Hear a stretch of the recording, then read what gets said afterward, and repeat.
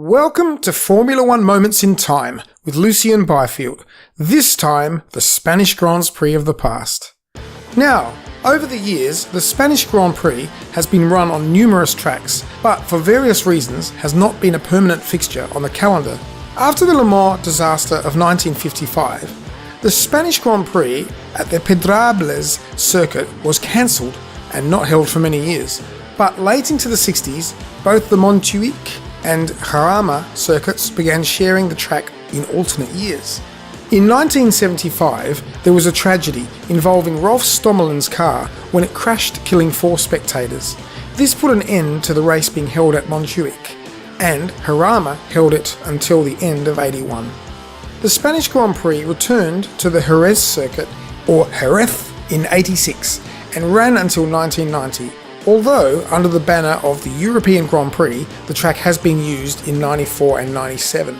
From 1991 until now, the Catalunya circuit has hosted the race, to mixed reactions from fans and drivers alike.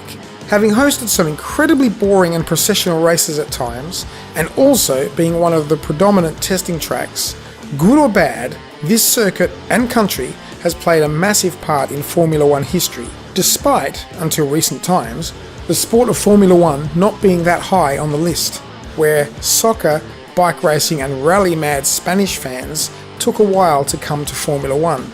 But that all changed once Fernando Alonso came along.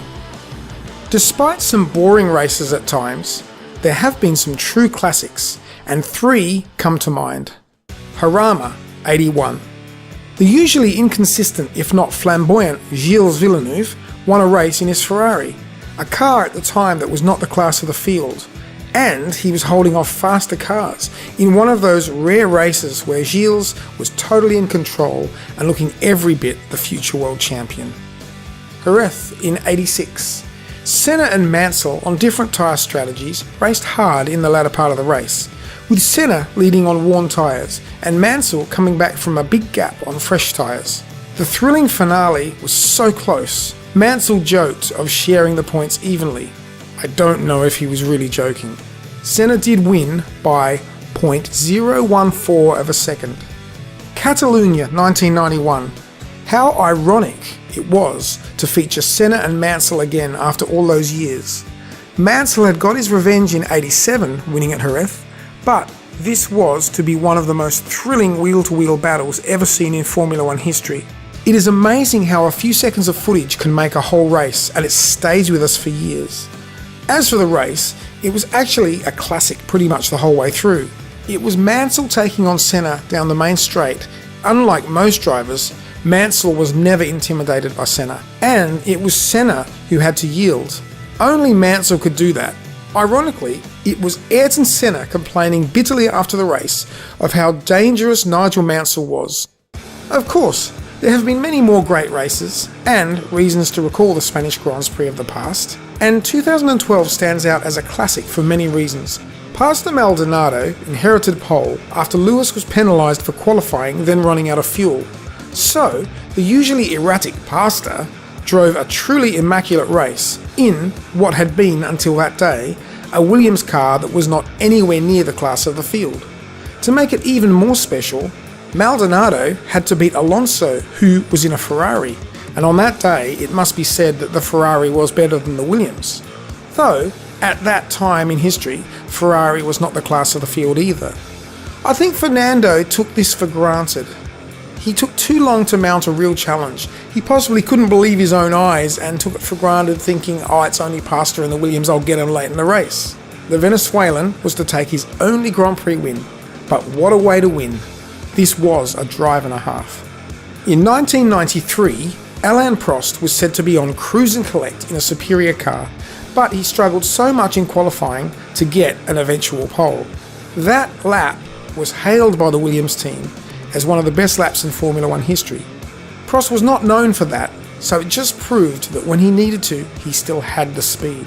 In 1992, Nigel Mansell's wet masterclass in what was called the Grand Prix of the Olympic Games was truly special, a race in which even Senna spun off. But it was 1996, another wet race where we were to witness history being made.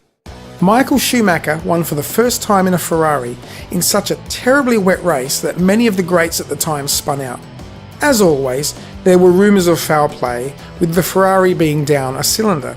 At first, this was hailed as an overcoming drive, until traction control rumours surfaced, because one of the ways of achieving traction control was to cut cylinders. Either way, this was a mega display and a foreshadowing of things to come.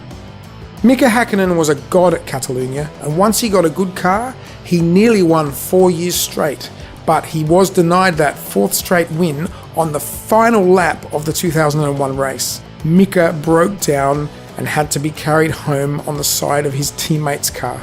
In 2013, Fernando Alonso would take his final win in Formula 1, unless he comes back and wins again, of course, which is highly unlikely. It is already 6 years without a Nando win.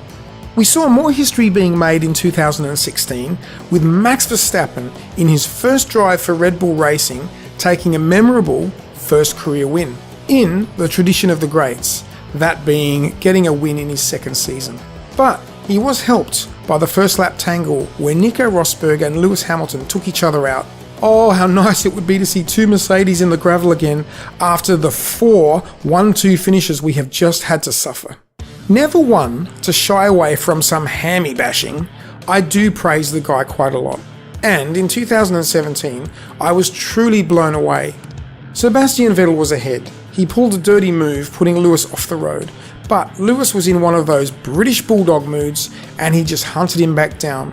Quite often, if your favourite driver does not win, and even worse, if your least favourite actually wins, you often have a really bad couple of weeks between races. But on this occasion, I stood up and clapped, saluting Lewis, in what was to become a pattern of him outdriving Vettel. You have to praise a killer drive when you see one. In 1994, Damon Hill won for Williams in that horrible moment in Formula 1 after Senna had died. But it was Schumacher's drive, stuck in 5th gear for the latter stages of the race and still coming second, that really was the drive of the day. Finally, though not technically a Spanish Grand Prix, 1997 hosted the European Grand Prix at Jerez, and it left us with yet another controversy involving Michael Schumacher. Martin Brundle was to commentate, "You hit the wrong part of the car, my friend." Shuey had opened the door for a slightly out of control Jacques Villeneuve, and with the championship on the line, he realised that Jacques was not as out of control as he thought, so he performed a dodgy block, but came off second best. Oh Michael, all that talent. Well, that's it for this time on Formula 1 Moments in Time with Lucy and Byfield from South Australia. Catch you later.